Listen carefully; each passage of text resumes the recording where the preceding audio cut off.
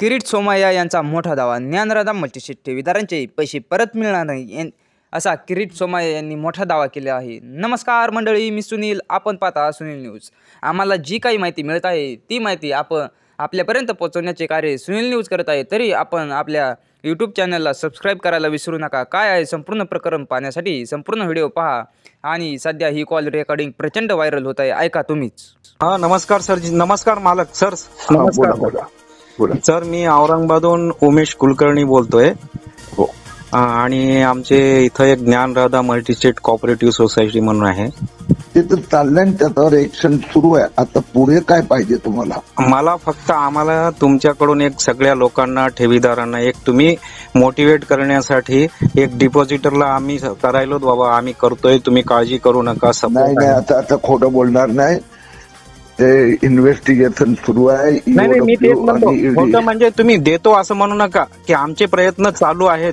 काही नाही, खोटं बोलणार नाही. पैसे परत मिळणं हे फार फार फार फार फार फार अवघड, इम्पॉसिबल गोष्ट आहे. सर, उगाच नाटकं करायचे नाही. नाही सर, मी तुम्हाला प्लीज तुमचं ऐकून घ्या. तुम्ही थोडं मोठे काही ऐकायचं नाही रे. काहीतरी काय मूर्ख बनवायचे धंदे करायचे, कशाला मूर्ख बनवायचे धंदे करायचे? मी स्वतः डिपॉझिटर आहे साहेब. म्हणून तुम्ही पण स्वतःला मूर्ख बनवू नका. यातना पैसे परत येणं हे ऑलमोस्ट इम्पॉसिबल असतं. नाही, मी ते म्हणत नाही, मिळो न मिळो परत यार काही नाही म्हणजे नाही, पैसे परत मिळत नाही. त्याच्यावर फौजदारी कारवाई एवढं पर्यंत मी करू शकतो. नाही, तेच बाकी सगळे चालू आहेत सर. आमचे प्रयत्न सगळे चालू आहेत. फक्त एक मोठी डिपॉझिटरनी काही स्वतःला करून घेऊन या उद्देशानं स्वतःची मी सांगणार पैसे परत मिळणार नाही, हा माणूस खोटं बोलतोय. नाही, मी पैसे मिळणार नाही हे मला मान्य आहे सर. फक्त एकदा मोटिवेट करा की आमचं. मोटिवेट कसलं? मोटिवेट कुठून करणार? त्यांचे पैसे गेल्यातच जमा आहेत. मग मोटिवेट काय का करणार? मोटिवेट म्हणजे ह्या जसं आता मला सांगताय ना, तसंच तुम्ही त्या डिपॉझिटरला सांगा की प्रयत्न चालू आहेत. प्रयत्न कसले चालू आहे? खोटं कसं बोलायचं? आता आम्ही प्रयत्न करतोय ना साहेब. अरे कसले रे, काहीतरी उगाच उल्लू बनवतोय.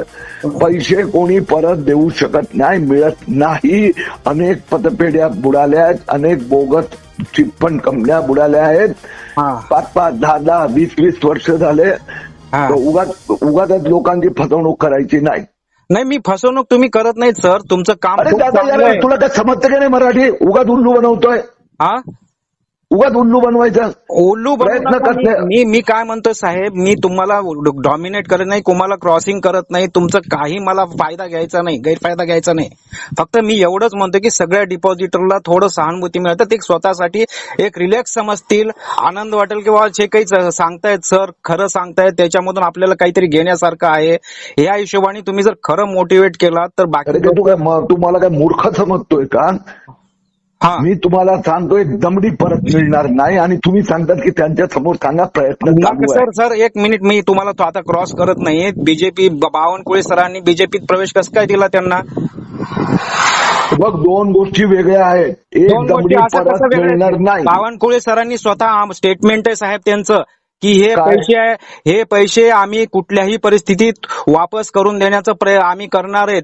माल विकू, त्याची प्रॉपर्टी जप्त करू, त्याचे काही करू आणि डिपॉझिटरचे पैसे देण्यात आम्ही प्रयत्न करू, असं बावनकुळे सरांनी सांगितलं ना. प्रयत्न करू, संपला ना विषय. मग ते आता त्यांच्याकडून फोन, मी आता क्रॉसिंग करत नाही साहेब. मी हे तुम्ही आता तसं बोलताय म्हणून गोल गोल लांबवतोय कशाला? तुम्ही बीजेपीत प्रवेश का दिला तुम्ही त्यांना? तो विचार प्रश्न, हरकत नाही. बीजेपीत प्रवेश का दिला? एवढं सगळं माहिती असताना, त्या सगळ्या गोष्टी घडल्यानंतर 8 दिवसांनी बीजेपीत प्रवेश कशामुळे दिला? अशा माणसाला प्रवेश देता का बीजेपीत तुम्ही? ते तो प्रश्न बरोबर आहे. मग अशा माणसाला बीजेपीत प्रवेश घ्यायलाच नाही पाहिजे ना. ते गोष्ट सांग, ते मला मान्य आहे. मग आम्ही तुमच्याकडून अपेक्षा करू नये, तुम्ही आमच्यासाठी तुमच्याकडून अपेक्षा करू नये तर का करू नये? फक्त मी म्हणतोय की मोटिवेट करा तुम्ही. हे बघा, हे मूर्ख बनवायचे धंदे सोडा. मी मूर्ख बनवत नाही. तुम्ही बीजेपीत त्याला घेऊन मूर्ख केलं नाही, मूर्खपणा डिपॉझिटरला केलं नाही का तुम्ही बीजेपीने? त्यांना जाऊन भेट ना. अहो ते साहेब, आज योगायोगानं तुमचं फोनवर मला बोलणं व्हायला खूप चांगलं वाटलं मला. मी काही चांगलं वाटत नाही. मी लोकांना खोटं बोलत. मी खोटं बोलू नका हे मला मान्य आहे, पण बीजेपी प्रवेश का दिला ह्याचं उत्तर द्यायला सांगा आम्हाला. मग ते विचार. बावनकुळे सर उचलत नाही. तुम्ही ही बाजू बावनकुळे सरांना बोलू शकत नाही का साहेब? हे भाऊ, एक मिनिट, हा, दोन्ही विषय वेगळे आहेत. विषय वेगळे म्हणजे आता तुमच्याकडे प्रवेश केल्यानंतर तुम्ही विषय वेगळा म्हणताय साहेब.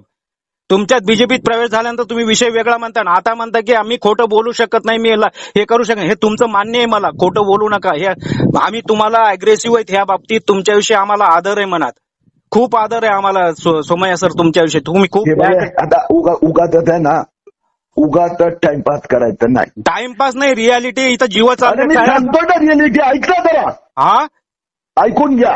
हा, पैसे परत मिळून हे मान्य आहे मला. पैसे परत मिळणार नाहीत हे मान्य आहे. फक्त मी म्हणतो की बीजेपी प्रवेश का दिला याचं उत्तर द्यायला सांगा आम्हाला. ते मंजूर आहे, त्यासाठी तुम्ही येऊन भेटा, मी बोलणार. ठीक आहे.